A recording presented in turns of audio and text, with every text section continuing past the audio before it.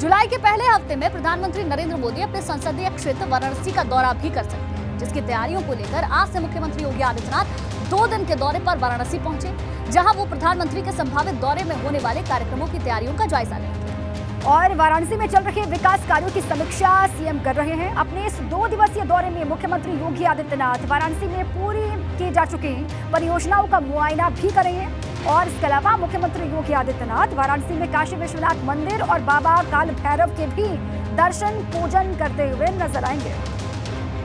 तो मुख्यमंत्री का ये 2 दिन का दौरा कई मायनों में खास है, क्योंकि प्रधानमंत्री का जुलाई के पहले हफ्ते में दौरा संभावित है। उससे पहले तैयारियों का जायजा लेंगे, बड़ी बैठक भी लेंगे, बाबा विश्वनाथ के दर्शन करेंगे, काल भैरव के दर्शन करेंगे और कई बड़ी बैठकें भी विकास कार्यों से जुड़ी हुई मुख्यमंत्री करेंगे।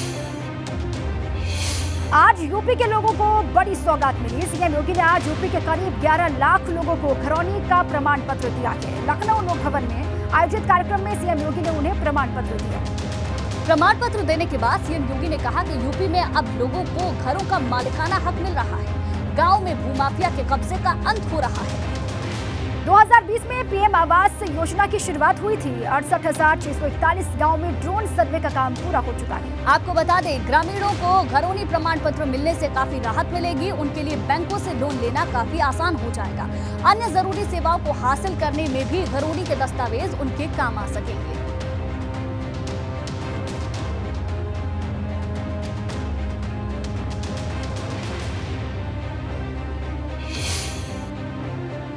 जमीन के ग्रामीण आवासीय अभिलेख आपको प्राप्त होंगे।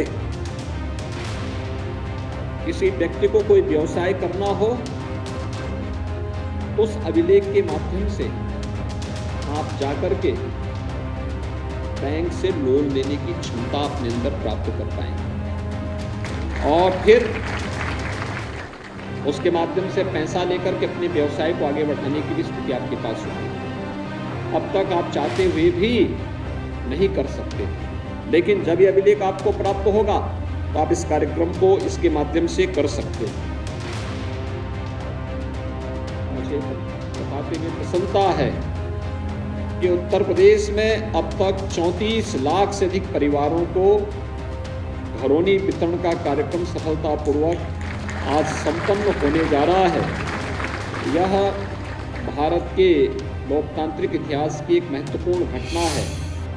तो 11 लाख लोगों को घरौनी प्रमाण पत्र मिले हैं, जिसके बारे में मुख्यमंत्री ने जानकारी भी दी। इसके साथ ही आपको बता दें, योगी आदित्यनाथ वाराणसी पहुंच चुके हैं। उनका 2 दिन का दौरा है और ये दौरा बेहद महत्वपूर्ण है। और इसी पर हमारे साथी वाराणसी से नीतीश जुड़ चुके हैं। सीधे उन्हीं का रुख कर लेते हैं। नीतीश, वहां पहुंच चुके हैं सूबे के मुखिया योगी आदित्यनाथ। किस तरीके से उनके तमाम जो कार्यक्रम वहां पर प्रस्तावित हैं वो आगे बढ़ने वाले हैं और अभी इस वक्त में वहां क्या कुछ हो रहा है, कहां पर सीएम योगी हैं, जरा बताएं विस्तार से नीतीश।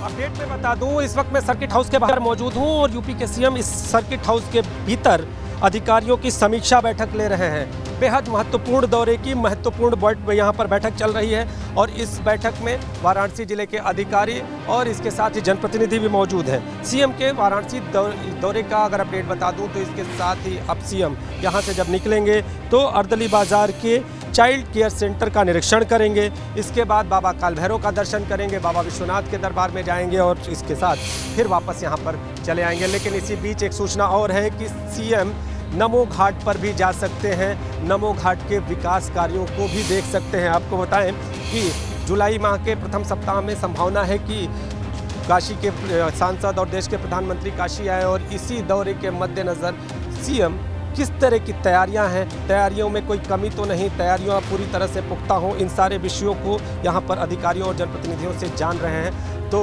आज का ये दौरा उनके दर्शन पूजन के साथ आज शाम को समाप्त होगा, लेकिन कल फिर सुबह जनप्रतिनिधियों से मुलाकात का कार्यक्रम है और उसके बाद सीएम यहां से लौट जाएंगे। लेकिन 2 दिवसीय दौरे के दौरान प्रधानमंत्री के संभावित आगमन की तैयारियों की समीक्षा, दर्शन पूजन और इसके साथ ही विकास कार्यों के साथ कानून व्यवस्था को लेकर पेच कसने का ये दौरा है। अंदर बैठक जारी है और इस बैठक में कानून व्यवस्था के साथ साथ विकास कार्यों की प्रगति पर भरपूर चर्चा हो रही है। इसके साथ ही आने वाली जो बारिश है, बारिश में जो जल जमाव की स्थिति देखी जा रही है, उस जल जमाव से निपटने के किस तरह के इंतजाम हो, बारिश को लेकर किस तरह का अलर्ट हो, और खासतौर पे जब ये बारिश होगी तो बाढ़ को लेकर भी किस तरह के इंतजाम होंगे, इन सारे विषयों पर अंदर चर्चा जारी है सर्किट हाउस के भीतर अधिकारियों से और जनप्रतिनिधियों के साथ। तो देखना ये होगा कि इस बैठक के बाद सीएम जूझना पड़ेगा या फिर मौसम में अगर तेजी आई यानी कि बारिश बढ़ी तो किन समस्याओं का सामना करना पड़ सकता है। इन तमाम पहलुओं पर बड़ी बैठक चल रही है। नीतीश, बहुत बहुत शुक्रिया आपका पूरी जानकारी के